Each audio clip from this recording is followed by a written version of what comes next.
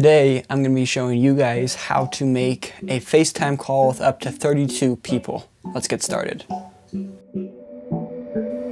First of all, you're going to want to make sure you have the right software version on your phone to make a FaceTime call. If you can't update to this software version, then you may have an outdated phone and it won't be possible to make this group FaceTime. To check that, first we're going to go into Settings, we're going to go into General, and then About.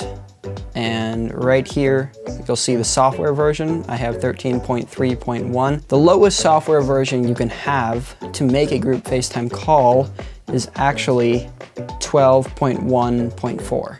So if you don't have 12.1 or 4 or later, then you're gonna need to either update by going to Software Update and checking for an update, or you're gonna need to upgrade your phone. So if you have a phone that is up to date, at least 12.1.4 or later, you can go ahead and jump right in the FaceTime app, press the plus button, top right hand corner, and you can go ahead and add as many people as you would like.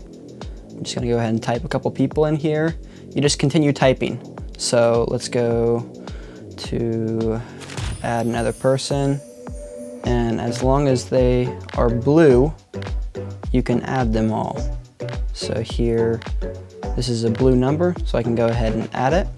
And I can keep on adding up to 32 people.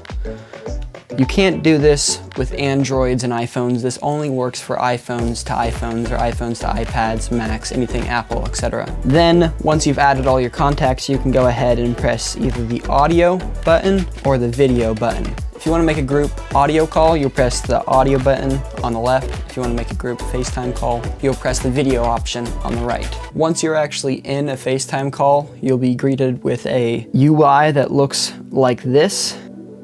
And that is how you make a group FaceTime call on your iPhone. Thank you for watching.